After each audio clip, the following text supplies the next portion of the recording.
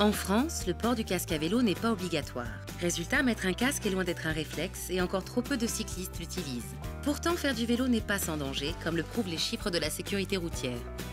Les chiffres du vélo sont les seuls sur les bilans provisoires 2012 qui ont grimpé, puisqu'il y a eu une augmentation de 10% des tués. C'est un petit chiffre, 150 cyclistes tués. Mais 150 par an actuellement, ça fait 3 par semaine. Et ça ne décroît plus depuis quelques années. C'est quand même une préoccupation parce qu'une partie de ces décès est évitable. Évitable, mais sous certaines conditions. Le port du casque est une sine qua non. La plupart du temps, quand vous tombez à vélo, la chute s'accompagne d'un choc sur la tête.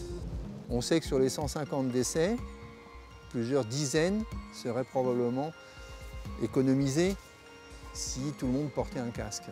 Il y a un petit peu plus d'un accident corporel sur 3 où la tête est touchée directement. Et on sait que 80% des décès sont liés au traumatisme crânien. Donc la première chose que je serais tenté de dire, c'est port de casque, c'est même plus qu'une préconisation, c'est indispensable. Au vu des chiffres, difficile de penser autrement. D'autant plus quand on sait que parmi ces décès, les enfants ne sont pas épargnés. La tête est plus volumineuse et plus lourde en proportion du corps, surtout chez les petits enfants. Et donc quand ils chutent, ils ont plus tendance que les adultes à tomber sur la tête. C'est bien si les parents mettent un casque sur le crâne des enfants. C'est bien aussi s'ils montrent l'exemple et qu'ils mettent leur casque également. D'abord, l'enfant comprendra mieux pourquoi il met un casque. Et d'autre part, les parents seront aussi protégés. Le casque, c'est pour tout le monde. Et pour toutes les occasions. Porter un casque pour aller chercher votre pain ou vous balader à la campagne est loin d'être une aberration. C'est pas la peine de rouler à 80 km/h, voire à des vitesses supérieures, pour avoir un traumatisme crânien. Parce que chuter à vélo à 20 km/h ou 10 km/h sur la tête, ça entraîne sûrement un décès par traumatisme crânien.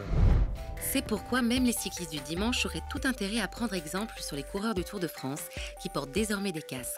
Laurent Jalabert, l'ancien champion cycliste, a même avoué que le casque lui avait sûrement sauvé la vie lors d'une chute.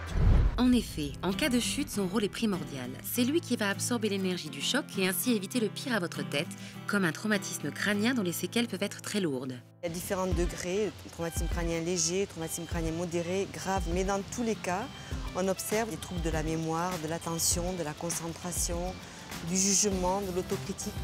Tous ces troubles vont empêcher la personne de pouvoir se réinsérer professionnellement, scolairement ou socialement. Des troubles d'autant plus sévères qu'ils sont bien souvent difficiles à détecter au premier regard. C'est ce qu'on a appelé un handicap invisible.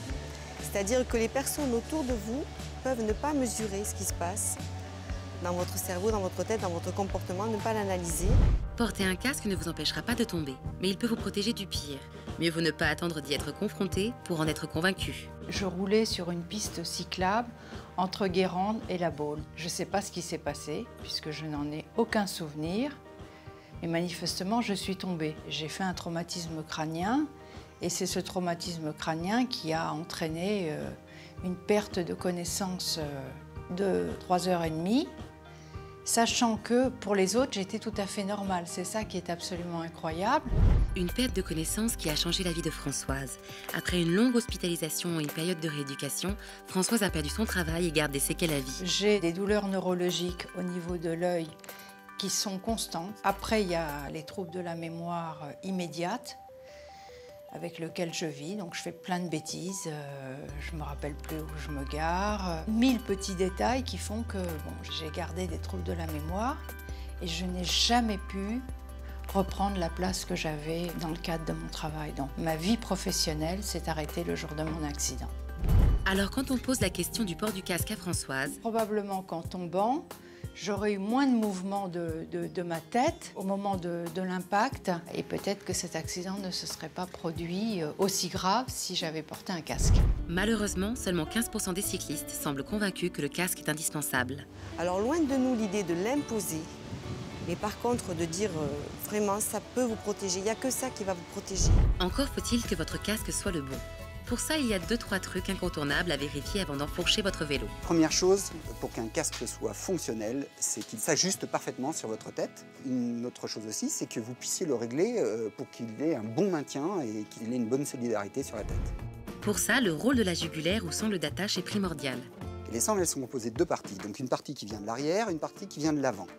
Cette partie-là, elle est reliée par des croisillons. Il faut les mettre en dessous des lobes d'oreille parce que c'est la partie qui vous permet d'éviter au casque de basculer soit en avant, soit en arrière. Assurez-vous que votre casque est maintenu comme il faut.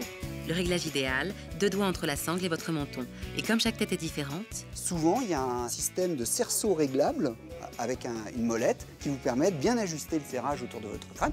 votre casque en main, ou plutôt sur la tête, pas question d'en faire n'importe quoi, à commencer par l'endroit où vous allez le stocker. La particularité du polystyrène, c'est que c'est un matériau qui, quand il vieillit, il perd ses pouvoirs absorbants. Si vous le laissez aux UV, vous allez avoir un casque qui va vieillir beaucoup plus vite.